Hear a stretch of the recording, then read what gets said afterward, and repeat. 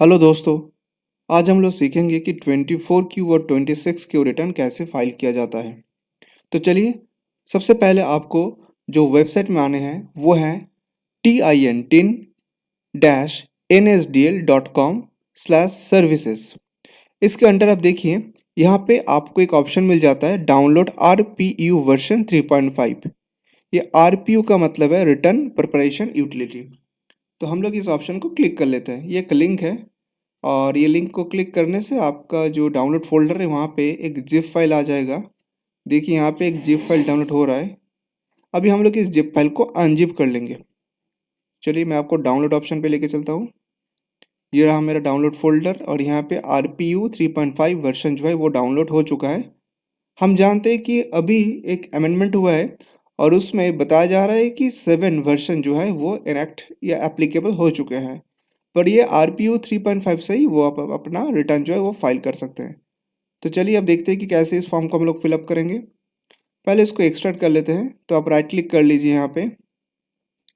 अब right click करने के बाद एक्सट्रैक्ट ऑल और यहाँ पे ब्राउज कर लीजिए जो डेस्टिनेशन फाइल है वो, और फिर एक्सट्रैक्ट। ये एक्सट्रैक्ट हो रहा है।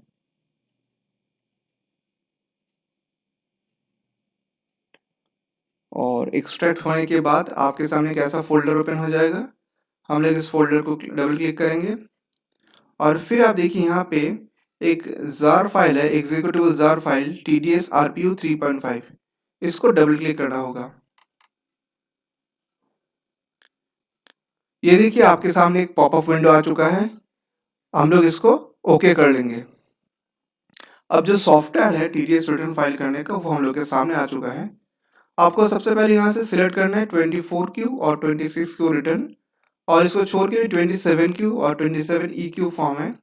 तो 24Q जो है वो सैलरी के लिए है और 26Q आदतन सैलरी के लिए है। तो मैं यहाँ पे आपको 26Q रिटर्न एक बार फाइल को फॉर्म को सबमिट करके मैं दिखाना चाहता हूँ कि क्या है। तो यहाँ से हम लोग सिलेक्ट कर लिए 26Q। अभी आपको सिलेक्ट करना है रेगुलर या करेक्शन। तो अगर आप फर्स्ट टाइम कर रहे हैं तो रेगुलर होगा।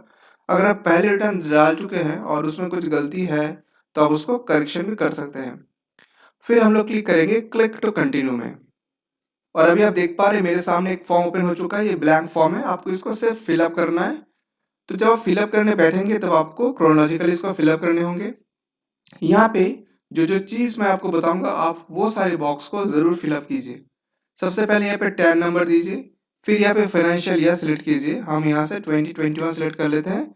फिर यहाँ से पूछा जाए कौन सा क्वार्टर का, तो हम लोग यहाँ से Q3 ऑप्शन जो है यानी थर्ड क्वार्टर वो सिलेक्ट कर लेते हैं। अब यहाँ पे देखिए टाइप ऑफ डिडक्टर जो है, अगर आप इंडिविजुअल है तो आप इंडिविजुअल सेलेक्ट कर लीजिए, अगर आप फर्म है तो फर्म सेलेक्ट कर लीजिए। जो आपके लिए एप्लीकेबल है वो आप सेलेक्ट कर लीजिए। फिर आप यहाँ पे आ जाइए पॉइंट नंबर 2 पे। यहाँ पे आप अपना नाम, ब्रांच अगर है तो ब्रांच का एड्रेस दे दीजिए। फिर यहाँ पे आपका ऑफिस एड्रेस यानी flat number, premises number, location, pin code, telephone number, state, email ID सब कुछ दे दीजिए।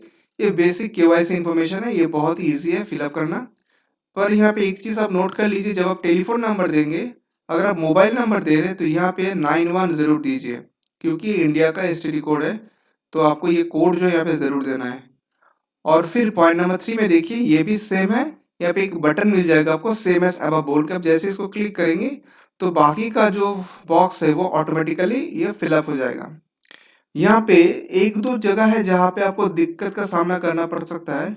मैं वो जगह को आपको डिटेल में समझा रहा हूँ कि क्या है। एक है कि यहाँ पे आपको एक क्वेश्चन पूछा जा रहा है, has address changed since last return.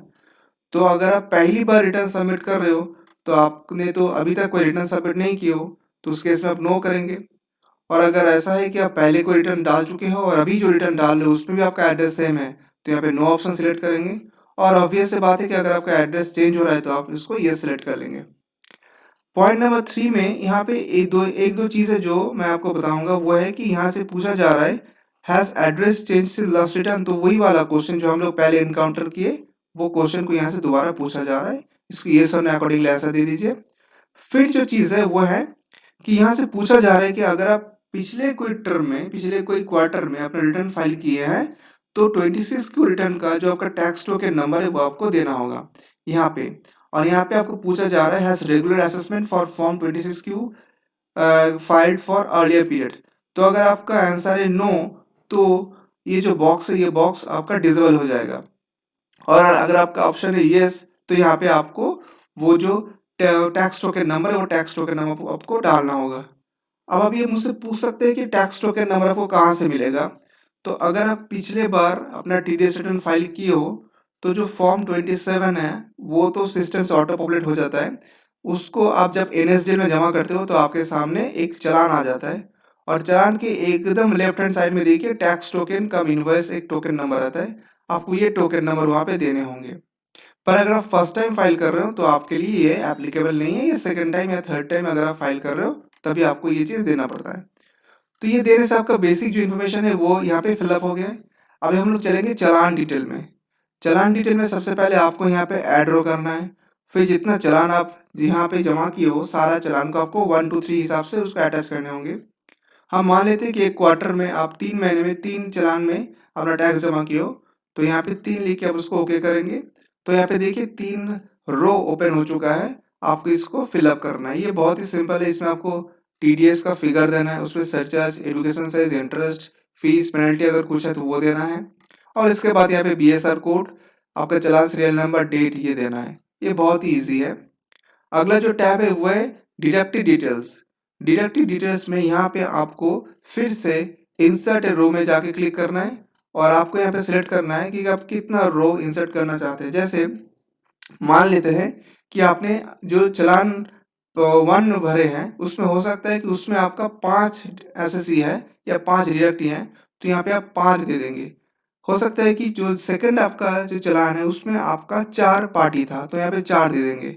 और फिर से यहाँ पे 3 नंबर जो चालान है, यानी क्वार्टर का जो आखिरी चालान है, उसमें अगर आप 6 आदमी का टीडीएस काट के जमा किए हो तो 6 दे देंगे। और यहाँ पे जैसे ओके कर देंगे तो आपके सामने ये पूरा बॉक्स ओपन हो जाएगा। आपको इसको अकॉर्डिंगली फिलअप करना है। ये भी बहुत सिंपल है। इस पे देखिए आपको जो जो चीज़ देना है वो है कि कौन सा सेक्शन में आप टीडीएस डिडक्ट किए हो, 193, 194, या फिर पूरा लिस्ट आ जाता है। आपको अप्रोप्रिएट जो सेक्शन है उसको सिलेक्ट करना है। फिर आगे बढ़ते हैं। आगे आपको देना है, यहाँ पे देखिए बॉक्स है डिडक्टिव रेफरेंस नंबर। ये आपके लिए एप्लीकेबल नहीं है। अगर आप चाहे तो इसको स्किप कर सकते हैं। और ऑब्वियस चीज़ है कि आप स्किप करेंगे क्योंकि आपके पास जनरली डिडक्टिव रेफरेंस नंबर नहीं होते हैं, खास करके जो इंडिविजुअल फाइल करता है। फिर यहाँ पे देखिए पैन ऑफ डिडक्ट, ये मैंडेटरी है, ये आपको देना ही है। फिर उसका नेम, फिर डेट ऑफ पेमेंट, यानी किस दिन आप उसको पेमेंट छोड़े थे वो वाला डेट, और कितना अमाउंट का पेमेंट किए थे वो आपको देना है। फिर इसका टीडीएस, सरचार्ज और एजुकेशन सेस देना है। और उसके बाद जो बॉक्स है उस बॉक्स में आ जाते हैं।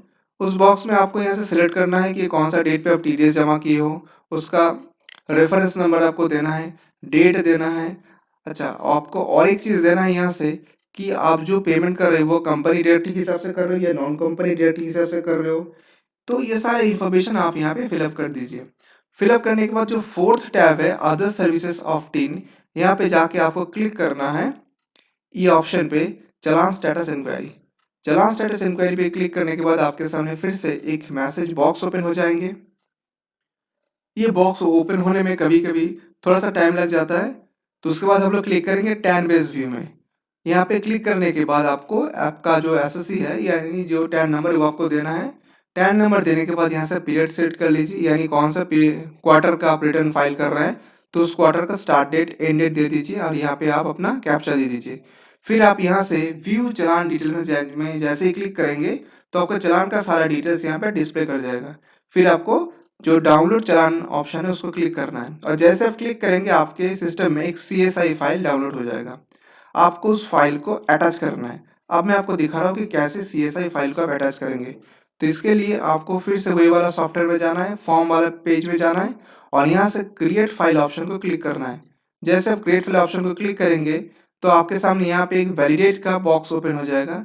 मैंने यहाँ पे जो फॉर्म है उसको फिलअप नहीं किया इसलिए मेरे पास वैलिडेट का ऑप्शन नहीं आ रहा है, पर आपके सामने एक वैलिडेशन का एक बॉक्स ओपन हो जाएगा, और वहाँ पे डेस्टिनेशन फोल्डर भी आ जाएगा। आप उसको क्लिक करके जो CSI फाइल है उसको यहाँ पे अटैच कर दीजिए, और फिर वैलिडेट बोल के जो ऑप्शन आएगा उसको क्लिक करने से आपके सामने जो वैलिडेशन मैसेज है वो आ जाएगा।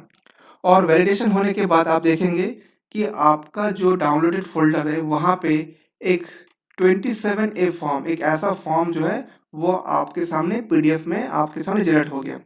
अभी आपको क्या करना है, ये 27A फॉर्म को आपको NSDL में जाके जमा कराना है और जमा करने के बाद आपके पास एक ऐसा इनवॉइस आ जाएगा और इनवॉइस आने का मतलब है कि आपका जो TDS रिटर्न है वो प्रॉपरली सही तरीके से सबमिट हो चुका है।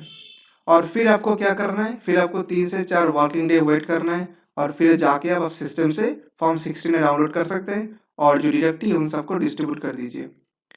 फ्रेंड्स, आई होप कि आज का वीडियो में आपको बहुत बढ़िया तरीके से कैसे TDS रिटर्न फाइल किया जाता है और कैसे वर्जन 7 में आप TDS रिटर्न फाइल करेंगे उसका पूरा जानकारी आपको मिल चुका है।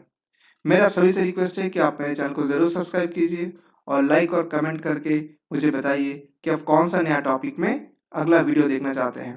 तब तक के लिए थैंक्स।